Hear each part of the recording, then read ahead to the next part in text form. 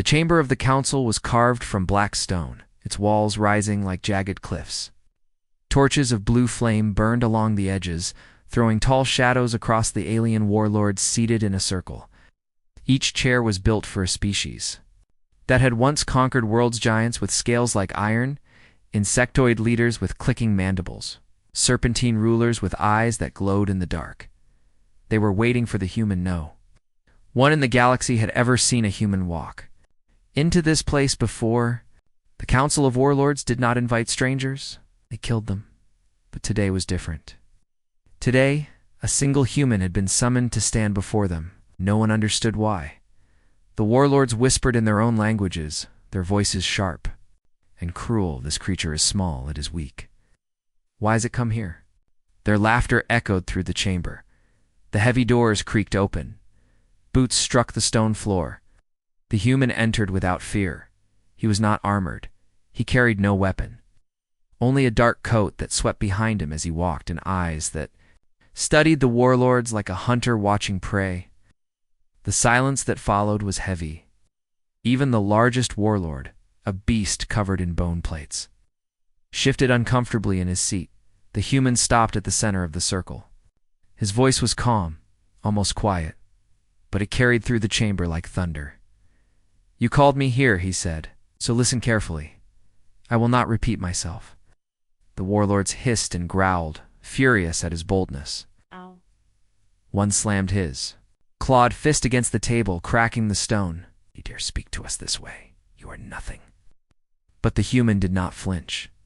His eyes locked on the warlord who had spoken, and for a moment no one in the room could move. It was as if the air itself froze. The council chamber had seen warlords glare at each other before, but never like this. Never with eyes that carried such weight, such raw certainty. Another warlord, the oldest among them, leaned forward. His voice was low, but it cut through the noise. "Why are you here, human? Why should we not kill you where you stand?" Human's lips curved into the smallest of smiles. "Because you've already lost your wars," he said, "and I am the only one who can win them for you." The chamber erupted in laughter. The roars shook the walls. The alien voices filled the air with insults, mocking the human's arrogance. But the human stood unmoving, waiting for the noise to die. And when it did, his words struck deeper than any blade. "You think yourselves conquerors," he said, "but I have seen your battles. I have studied your defeats. Each of you has lost something in empire, a fleet, a world. You sit here in this chamber, clinging to titles, but you are no longer warlords. You are survivors." The laughter died. The silence that followed was worse. His words had cut to the truth, a truth they had buried for years. The insectoid warlord hissed, mandibles grinding. "You claim much, human. Prove it." "Why should we follow you?" The human took one slow step forward. His eyes burned in the torchlight. "Because I am not afraid of you," he said. "Because I can give you something you've forgotten: victory." The oldest warlord's gaze narrowed. He had ruled for centuries. He had crushed rebellions, destroyed fleets. Yet in this single moment, he felt something he had not felt in lifetimes. Unease. The human should have been trembling. He should have been begging for mercy. Instead, he stood before them like a commander addressing his soldiers. The warlords looked at each other.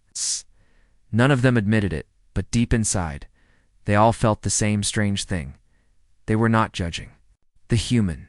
They were waiting for his command. And in that silence, as the blue torches flickered, the Council of Warlords realized the unthinkable. This human did not come here to beg. He came here to lead.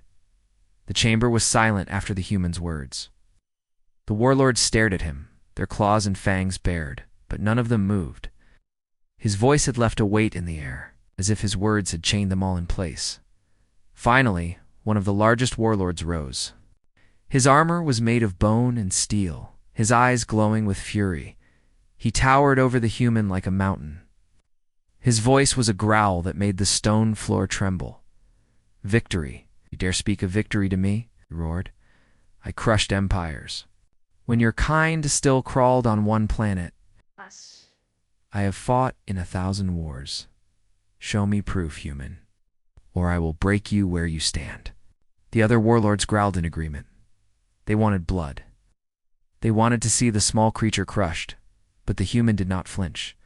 He looked up at the massive beast and spoke in the same calm voice. "You crushed empires, yes? Then you lost them. Tell me, warlord, how many ships do you command now?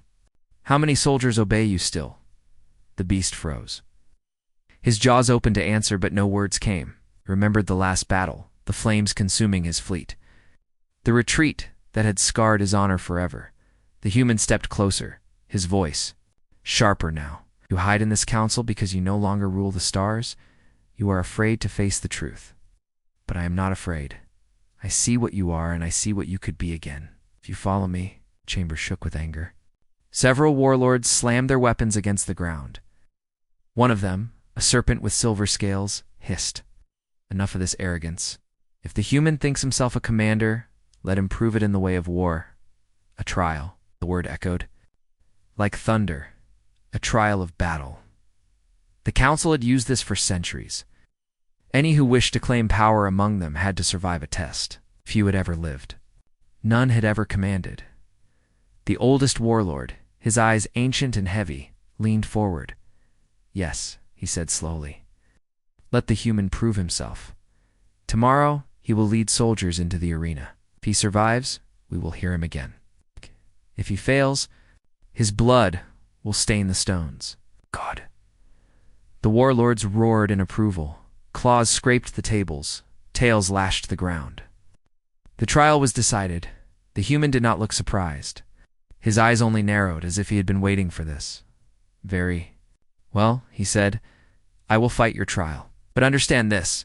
When I win, you will not laugh at me again. You will kneel." The council chamber shook with fury at his words. No one had ever dared speak of kneeling. But the human turned and walked away, leaving the echoes of his voice behind. That night, the warlords whispered among themselves. They spoke of how icily the human would die, how foolish he was to challenge their trial. But some of them, in the quiet of their minds, remembered the way he had looked at them. Not with fear, not even with defiance, but with something far. Worst expectation. The next day the arena of the warlords opened. It was a colossal pit carved into the rock, its walls high, its floor stained with the blood of countless challengers. Thousands of alien soldiers crowded the seats above, chanting and roaring. They wanted a spectacle. They wanted to see the human torn apart. The gates opened. The human walked into the arena alone. No armor, no sword, only his calm gaze scanning the battlefield. The crowd laughed, their voices booming like thunder. Then the second gate opened. From it marched a squad of alien warriors, taller and stronger than any human. Their blades gleamed, their armor shone. They were bred for war. Killers without mercy. The ground shook as they marched toward him. The human stood still. The soldiers raised their weapons. The crowd screamed. The first charge began, and then the human moved. Not with panic, not with desperation. His steps were precise, his movements sharp. He ducked under the first blade, turned the soldier's own strike against him, and in seconds, one of the armored warriors was on the ground, defeated. The crowd fell silent. The human did not stop. He moved through them like a storm, using their strength against them, striking where they were weakest, turning every mistake into his victory. One by one, the soldiers fell, until the arena floor was littered with broken weapons and groaning. Warriors. The warlords leaned forward in shock. This was no accident. This was not luck. The human had studied them, learned their ways, and in the space of moments, used it all to win. When the last soldier fell, the human stood alone in the arena. His coat was torn, his breath heavy, but his eyes burned with fire. Looked up at the council seats at the warlords staring down at him. "You asked for proof?" he said, his voice carrying across the arena. "Now you have it. I do not just fight battles. I end them." The crowd erupted. Some roared in fury, others in awe. But the warlords looked at each other with something they had not felt in centuries. Fear, and somewhere deep inside, a dangerous thought began to grow. Perhaps this human truly could command them. The arena floor was still stained with the battle when the human left it behind. The roar of the crowd followed him through the gates, a storm of voices divided half in fury, half in awe. No one could deny what they had seen. The trial was meant to break him, to humiliate and destroy. Instead, he had turned it into a lesson. The warlords gathered once more in the council chamber that night. Their voices were low, but the tension was sharp enough to cut stone. He should be dead. Hissed the serpent warlord, coils shifting restlessly. Yet he walks from the arena untouched. This is dangerous. He is clever, the insectoid leader clicked. Too clever. Already the soldiers speak of him. Already the crowd chants his name. If we allow this, he will grow into something we cannot control. The giant with bone armor slammed his fist against the table. Then we kill him now, quietly, before he spreads his poison further.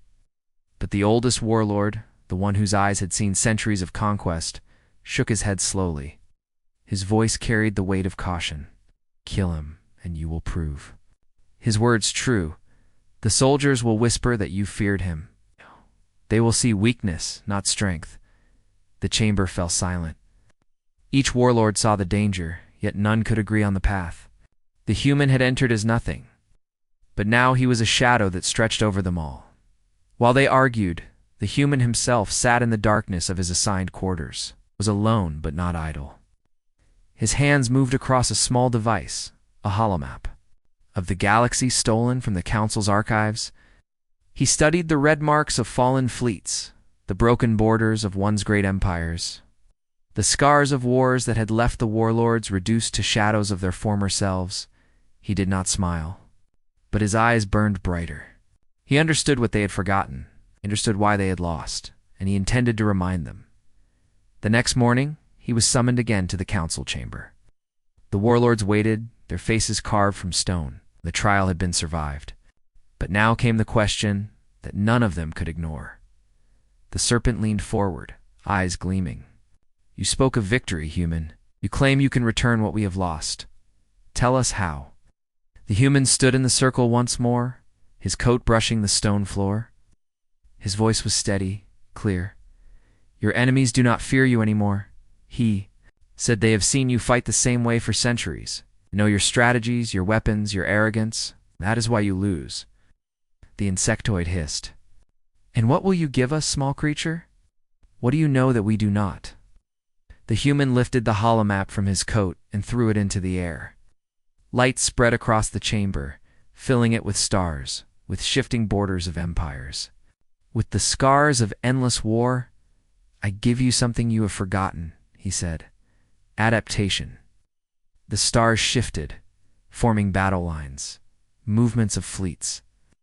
He spoke with precision, showing where each warlord had fallen, where their pride had blinded them, where their enemies had struck. He revealed weaknesses they had ignored, flaws they had refused to see. The chamber grew colder as he spoke, each word cutting deeper than a blade. The warlords, proud and ancient, listened in silence. Finally, the oldest warlord leaned forward, his voice almost a whisper. And if we follow you, what then? The human's eyes swept across them all. Then I will take your broken fleets, your scattered armies, and I will forge them into something greater than what you ever commanded. You will not just reclaim what was lost, you will conquer more than you ever dreamed. But only if you obey. The word struck like thunder. Obey. The warlords shifted, their pride screaming against it. Yet none of them could deny what they felt. Humans spoke not like a petitioner, not like a slave, but like a general addressing soldiers. And worst of all, part of them wanted to believe. The serpent hissed again, voice trembling with fury. He dares to command us. I say we end this now. I say we, but the oldest warlord raised a clawed hand, silencing the chamber. His ancient eyes studied the human, searching, weighing. Very well, he said at last. You will have one chance. Fleet broken, scattered, nearly useless. If you can lead it to victory, then we will hear you again. If you fail, your body will hang from the gates of this chamber as a warning to all. The human did not bow. He did not thank them. He simply said, "Prepare the fleet." That night, whispers spread through the soldiers. The trial had been one thing, but now the warlords had given the human ships, given him command. Some said it was madness, others said it was fate. And as the warlords plotted in secret to watch him fail, none of them realized the truth. The human was not marching toward defeat. He was marching toward something far greater. For the first time in centuries, the warlords would see victory again, eh? But it would not be their victory. It would be his. The fleet they gave him was not a fleet at all. It was a graveyard that still floated among the stars, rusting warships, their hulls cracked and scarred, engines that coughed smoke instead of fire, crews who had seen nothing but defeat for years. The warlords believed the human would drown in this wreckage. They believed no one could turn such ruin into power. The human stood at the viewport of the command vessel, staring at the scattered ships. His hands were clasped behind his back. His face betrayed no doubt. Round him, alien officers whispered in their own tongues, sneering at the sight of him. He will fail. He has no soldiers of his own. He does not understand our ways. The human turned slowly, his voice sharp and clear. How? "Bring me the captains." They obeyed, though not out of respect, only because the order itself carried weight they could not easily ignore. Soon, the captains of the broken fleet stood before him.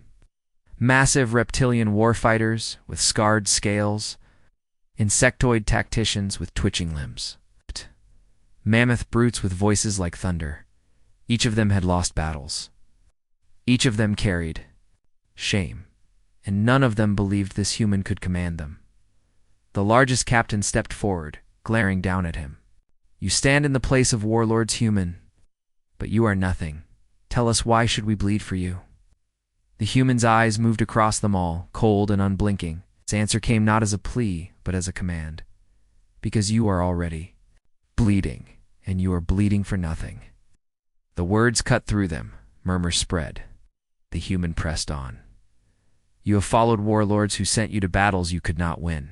You have fought with broken plans, with pride instead of strategy, and you lost. Again and again you lost. I will not lead you into pointless death. I will not waste you as they did."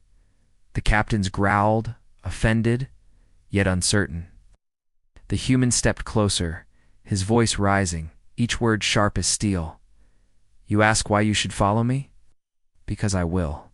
Give you what no one else can: victory. Not empty glory, not broken promises, real victory. The kind that terrifies your enemies and makes your soldiers lift their heads again. If you want death, follow your warlords. If you want life, follow me." The chamber was silent. No one moved.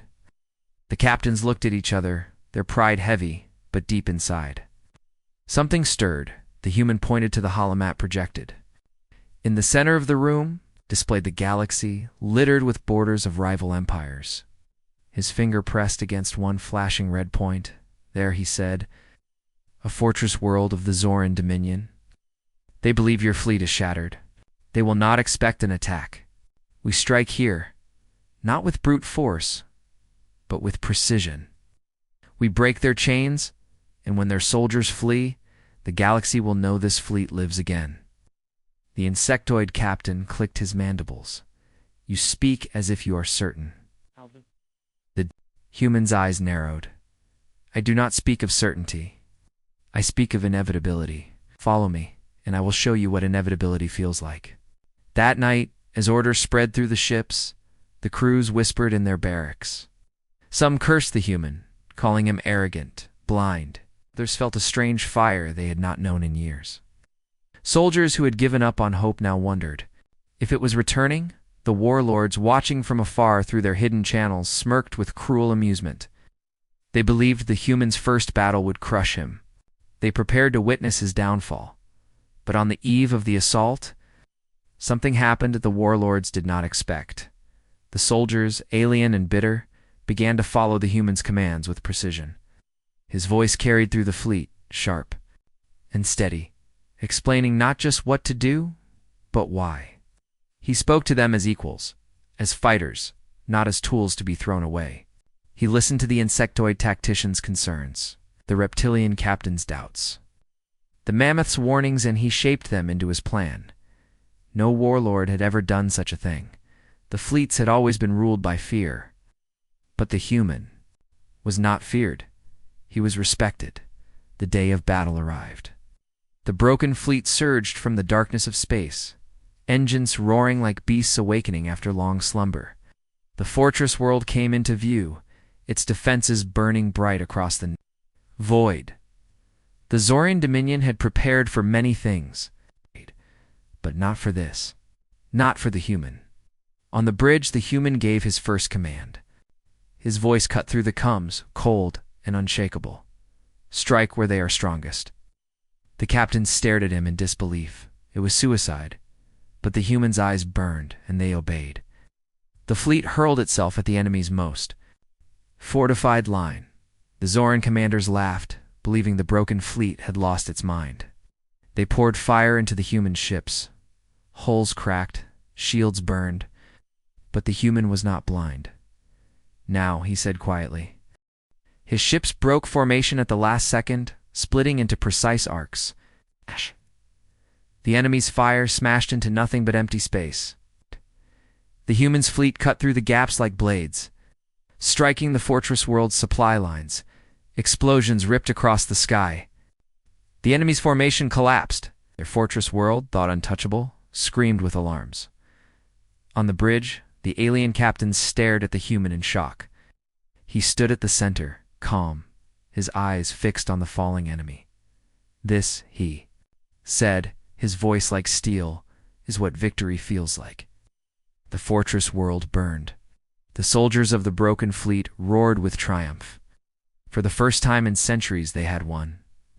And in the council chamber far away, the warlords stared at the reports in silence. Their trap had failed. The human had turned ruins into fire, despair into conquest. They had given him command to see him destroyed. Instead, they had given him power. The fortress world still burned when the reports reached the council chamber.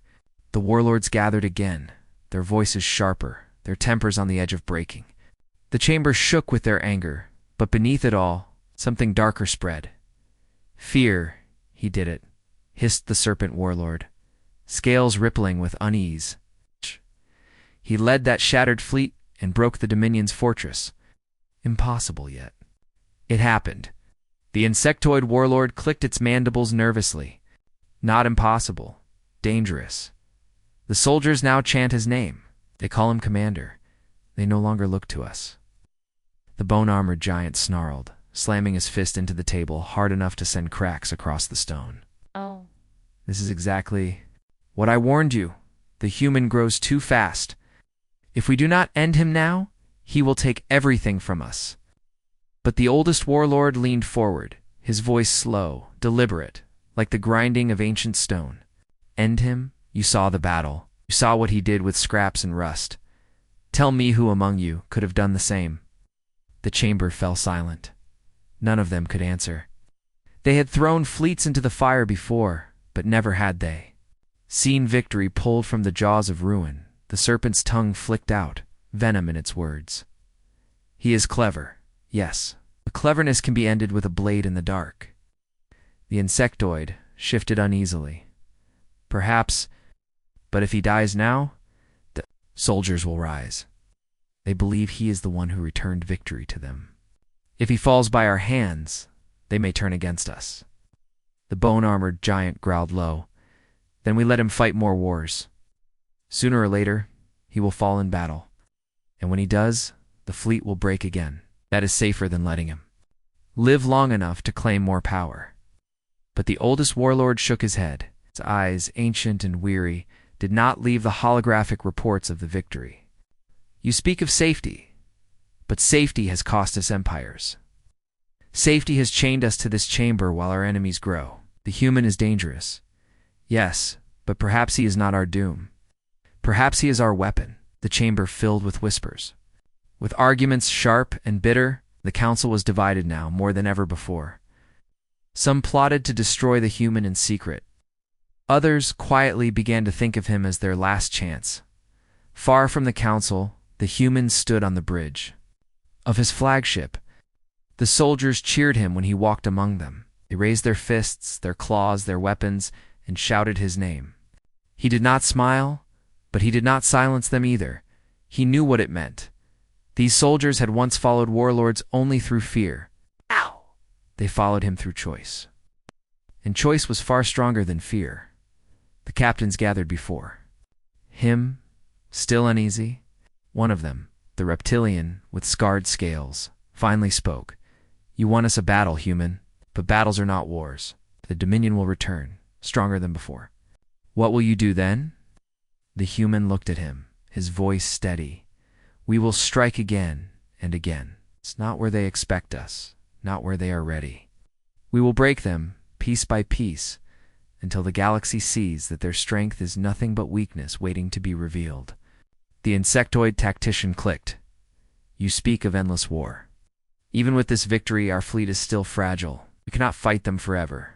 The human's eyes burned brighter. We will not fight them forever. We'll fight them until they fear us. And when fear takes root, their own empires will begin to collapse. That is how wars are truly won, not with fire alone, but with terror in the enemy's heart. The captains exchanged glances. None dared argue further. I had seen what he could do. And though fear lingered, it was not fear of defeat anymore. It was fear of how far this human could take them. That night, as stars burned quietly beyond the viewport, the human stood alone, watching the galaxy spread before him. He knew that warlords would not remain silent. He knew they plotted against him. But he also knew something else, something none of them understood yet. They thought he was building power for them. They thought he was winning their wars. But in truth, every battle, every victory, every soldier who raised his name, all of it was building something far greater, not an army of warlords, an army of his own. And when the time came, they would follow not the council, but the broken thrones of ancient conquerors. They would follow him. The silence over Earth did not last at first. The skies looked calm. The stars still burned, the oceans still moved, and people continued their lives as if the galaxy's chaos was far away. But the shadow of the shattered treaty had already reached home. Known ships were sighted near the edge of the solar system. Some came cloaked, others drifted as if derelict. Humanity knew these were not wanderers, they were spies, sent to study Earth. Military radars detected movements no satellite could explain. Civilian flights vanished in the upper atmosphere, their signals cut off mid-transmission. Families whispered that strangers were watching from the dark edges of cities. Across the world, the feeling spread. Earth was no longer safe, but the truth was worse. In hidden bunkers beneath old military bases, intelligence officers revealed what had been intercepted Dalian messages, transmitted not to their fleets, but directly to human collaborators. The galaxy's powers had bribed, threatened, and recruited humans to betray their own species. The enemy was not only above the sky, but already walking Earth's streets. Governments tried to keep order, but paranoia spread faster than control. Neighbors accused neighbors. Soldiers questioned their own commanders. Was that general giving orders for Earth's defensor for the enemy's invasion? And then, without warning, the first act of sabotage struck. A power grid covering 3 major continents collapsed in one night, plunging billions into darkness. Hospitals failed, cities starved. When emergency systems came back online, a message appeared across every screen, every device, every network. The treaty is broken. Humanity stands alone. Earth had entered a new war, but the battlefield was not only in space. It was inside their own home. The council chamber was silent, heavy with fear and mistrust. What was once a hall of unity had become a battlefield of words. Species that had signed the peace treaty only months before now glared at one another, their voices sharp, their hands hovering close to weapons. The treaty had been meant to prevent war. Instead, it had planted seeds of suspicion. At the center of the chamber, the human delegation stood unmoving. They were quiet, listening. Other races accused them, openly claiming that humanity had hidden technology, that they were behind the sudden collapse of border defenses in several sectors. Proof was thin, but the whispers had spread too far. Fear made the accusations feel real, but behind the tension, something darker was at play. Unknown to most, hidden signals moved between the shadows of the galaxy. A third force, one never acknowledged in the treaty, had begun manipulating events. Attacks appeared as though one ally had betrayed another, but the truth was far more dangerous. An enemy from beyond the treaty borders was pushing everyone toward collapse. Humanity suspected this. They had noticed strange energy readings in the ruins of destroyed fleets, patterns too precise to be mistakes. But when they tried to warn others, their words were twisted into lies by those who already feared them. The chamber erupted. Threats replaced diplomacy. Some delegations stormed out, declaring the treaty dead. Others demanded immediate sanctions against Earth, and in that moment of chaos, the hidden enemy smiled. The fracture they had been waiting for had come. The galaxy was about to turn on itself, but humanity was not broken. It had already begun planning for this very moment, preparing for the day when the galaxy would no longer see them as allies, but as enemies. The question now was simple. Would humanity defend themselves, or reveal a power the galaxy was never meant to see? The war was over. The galaxy, once broken by endless conflict, stood in silence. The peace treaty was signed in. Blood, loss, and hope. But even in peace, shadows lingered. The alien council gathered for one last time. Their eyes turned to the lone human standing before them, an ambassador, not of war, but of survival, carried no weapons, only words. Yet the council feared him more than any fleet. For behind every human word was history, hardship, defiance, and the promise that humanity would never bow again. Across the stars, wreckage floated, monuments of battles fought and lives lost. But something strange began to happen. Old enemies, once divided, now sent their ships together for rebuilding. Species that had sworn eternal hate now worked side by side. The treaty was more than survival, it was transformation. But in the quiet corners of space, whispers spread. Why did humanity agree to peace? Why not conquer? Some aliens feared the answer. Perhaps humans didn't see victory in domination. Perhaps they saw something far more dangerous. One alien commander asked the human ambassador in private, his voice trembling, "Why did your people stop? With the power you wield, you could have ruled us all." The human only smiled, a smile that carried weight, mystery, and warning. And that smile traveled through the galaxy, haunting every leader, every soldier, every survivor. For in that simple expression was the truth. Humanity didn't seek to rule. Humanity sought to endure. And if ever pushed again, they would rise not as conquerors, but as something unstoppable. The galaxy had one piece, but deep down they knew it was not they who had spared humanity. It was humanity who had spared them. And in the silence that followed, the galaxy understood the final lesson of the war. Sometimes the most terrifying weapon is not a ship, not a gun, not even an army. Sometimes it is a smile,